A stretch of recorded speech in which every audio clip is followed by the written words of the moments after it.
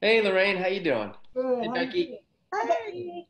Hey. All right. Well, we are going to speak about talk to the entities, and we have a specialty class that Dr. Anthony is facilitating on February 3rd in St. Augustine, Florida. And Dr. Anthony, I hear a lot of people who are slightly or a lot apprehensive about taking this class.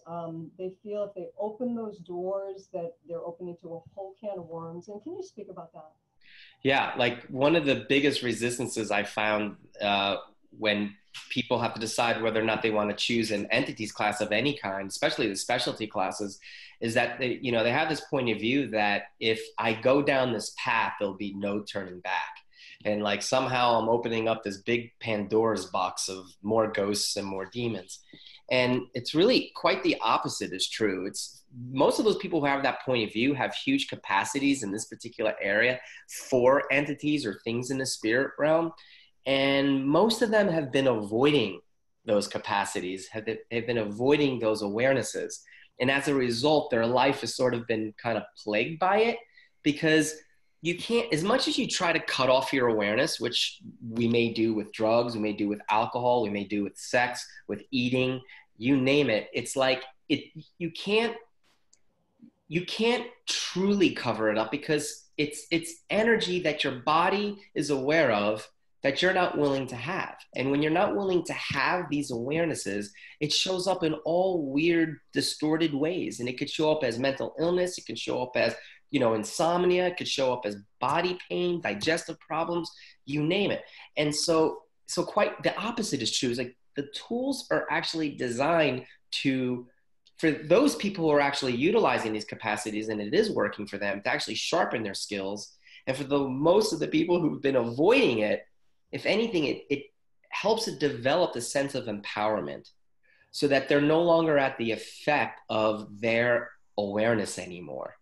And so it's like they're not, you know, there's just so many crazy points of view out there about ghosts and stuff. And there's another point of view out there like okay, well, ghosts are more superior than me. All right, because they've crossed over, they're more powerful than I am. Right? And that's a misconception too, because it's like they just don't have bodies anymore. It doesn't make them far superior. In many instances, it's a source of frustration for them because they can't move objects as easily as we can. All right, they might mess with the electricity or electronics and stuff like that, but when it comes to like picking up things and holding things, it's a source of frustration for them. So this helps us to not only become empowered and to develop our skills, but when we do open up that door, which has already been opened, but you've been avoiding it. But when you do open up the door, it gives you provides these tools that help you to sort of not only get clarity in this area, but to empower you to not be at the effect of for when some of these beings are actually messing with you. Okay, because there are some unkind entities, right? There's demons as well, and so this actually helps you to get your life back in some instances, basically, and for some people, perhaps even maybe save one's life. So it's an invitation to know that you know, to empower you, and to give you this sense of confidence with regards to the spirit realm that you didn't quite have before. Wow. That was amazing. Thank you for that. And I also have a quick question. So I was raised Catholic, Yeah. right? Like I went to a Catholic grade school. I went to a Catholic high school. My grandmother was very, very strict in her beliefs, being Catholic. So what do you have to say about that? Like, with being, Catholic or anybody, whatever religion you are, with like talking to the entities, with these tools, with all of that, like what can you talk more about that? Yeah, totally. I mean, that's an awesome question. And that's another like, big thing that I find people resist and react to is like they're afraid that like in order to learn these tools that they would have to give their religion up or they would have to give their spiritual practices up. And that's not true. It's like, in Access, we say consciousness includes everything and it judges nothing. And that includes all religions, all spiritual practices. And so, like I said, these are just tools. They're pragmatic tools to help empower you with regards to things that may be showing up for you in the spirit realm. You know, our bodies are a sensorial organism, and it's giving us information about the things that are going on in our environment all the time. Not just our physical environment, but the non-physical environment as well. So now I know especially sort of in the Christian religions and Catholicism, it's like anything outside of that box is considered like maybe not of God, as people would say.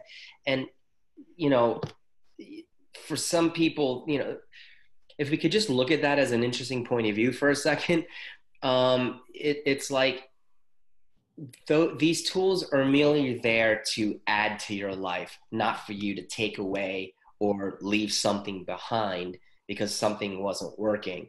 They're just there to add to your life, to help your life become easier. I know a lot. I met a boy who sees ghosts all the time, and he's raised very, very, very Catholic, but he's got nobody to talk to about this stuff. No one. And so he was taking martial arts with my children. I'm like, you realize that you're not abnormal, and they're not all there to hurt you. Okay. In fact, they're all excited that you can see them and hear them, and they're actually desiring facilitation from you. They're desiring, in some cases, desiring you to do something for them, or they would like to do something for you. It's, you know, and you have choice either way. And it's like, what would that create for people who are afraid to actually go down this road and path, who have these actually skills and capacities, but they're afraid to go there because their particular religion says you should not do that? And to me, I don't think that's fair. You know, it's like, because anytime you stuff a gift and a capacity down, it just wreaks havoc on your body, and it wreaks havoc in your life. I've been around. I've been on this earth long enough now to actually see that it doesn't work. So you don't have to give your religion up. You don't have to give your spiritual practices up. If anything, it adds to your life. You know, it's just really there to empower you. Right. So what you're saying is that this is in addition to, right? Like, this is just tools to create more ease, to be cohesive with everything in my life. And that includes religion, that includes my body, that includes everything. So that's super exciting. Well said. Yes. Yeah. Thank you. Yeah, that's cool. Cool. All right. Anything else? I'm glad we're having this conversation because, you know, there's so many myths about this whole area. And, you know, and I was one of those people that was like, why do I need to learn this information? You know, but then I started looking at people I was working with on an energetic level, and when I was working on people's bodies, and I realized, I'm like, wow, and you hear this saying of, wow, that person's struggling with demons, right? But we say it's sort of like in passing, but like, what if that was like literally true? Not just a saying, right? But it's like, you know, and if you can change that part of their lives, what would that actually change in their bodies? What would that actually change in their relationships? What would that change in regards to their financial situation if you could actually help people get rid of their demons? Yeah. Literally. You know, something just also came up for me that just having this conversation with you that I'm so grateful for is that actually just the conversation about entities, like for me, it seems kind of taboo. Yeah, right? Totally. Yeah. I completely talk about it with everybody, like my friends that I know are like open to it. But to actually, like, let's say have a Facebook post and be like, hey, I'm talking to entities, or hey, like, it has like this charge for me that it seems like it is taboo. So can you talk about, like, how did you become so comfortable? Because you're really well respected. Like, you do amazing things. Thanks. And you are just so comfortable with like having that conversation about a taboo subject. Well, you know, that's an awesome question. Like I said before, I took these classes probably like 6 years ago. I've been an Access Consciousness Facilitator for 7 years, and I talked to the Entity Facilitator for, I don't know, almost 2 years now. But 6 years ago, when I took my first entities classes, I avoided it like the Black Plague. Not from the point of view that it was taboo, but from the point of view of like, I don't see ghosts. Therefore, what's the point of me learning these tools? And how do I know this isn't just fantasy and just a bunch of bullshit, right? Made up stuff. And it really wasn't until I started asking questions about how to become a stronger facilitator, not only in my classes, but also when I'm doing energy work. And when I noticed that these people were, like I said earlier, were battling with their own demons, like literally. And I'm like, wow, the only way that I can facilitate this particular person to create an easier life is if we can facilitate and move these demons out of their bodies and lives, literally. And so I just kind of did it more from a selfish standpoint. Like I just wanted to get better results. I wanted to get better results as an energy healer, you know, and also get better results in the way I verbally facilitate people.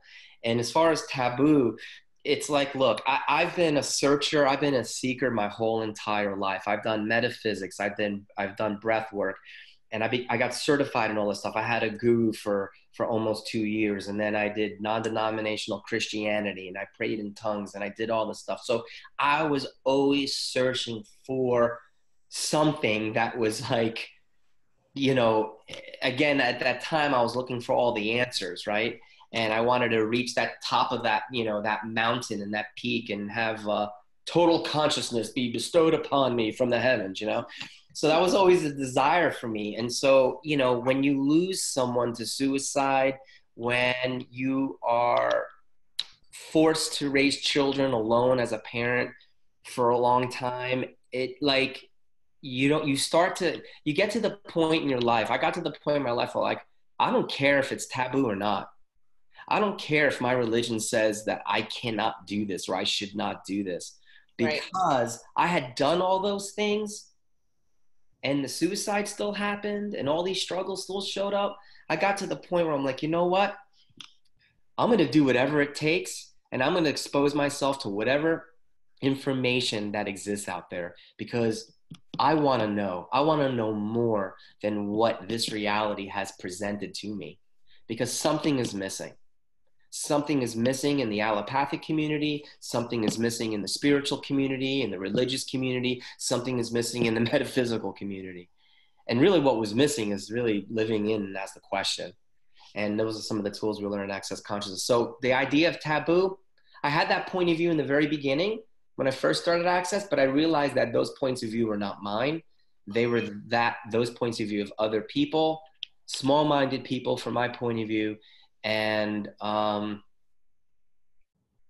that's it. I mean, look at the things we fantasized about 100 years ago, 200 years ago, right? And today they're actually actualized. I mean, how about our cell phone? I know that's not like a taboo conversation, but I'm sure people had, you know, Buck Rogers in the 21st century. I think he talked to his buddies on the special watch, right? Well, that exists now. I could talk to my friends in India on a watch. Are you kidding me? Right? You know, so, but why is that different when it comes to the taboo conversations? From my point of view, that should be an everyday conversation. These are conversations that we should be talking about in our school system. Yeah. Okay. But there's so many points of view. There's so many restrictions. There's so much control that keep us from knowing really what we already know, but forgot in a lot of instances. So that's my point of view on that. That was awesome. Yeah. Thank you. You're welcome. Love that. Love that. So, do we have any more questions? Yeah, I think that's it. So we just wanted to say, hey, everybody, you know, these tools are here for you. You don't have to struggle anymore. Come play with us. We're going to be in St. Augustine, Florida. There's a lot of ghosts and spirits there for us. And for all you ghosts and spirits, I want to come to that class. You have to, you're not allowed to come unless you bring money in hand personally yourselves. So we're looking for people with bodies who actually want to come play and really looking to add things to their life, or maybe even just change things in their life that haven't been working. So yes, hope to see you soon. Hope to see you soon. All right. Yay. Thanks, ladies. Thank you. Bye.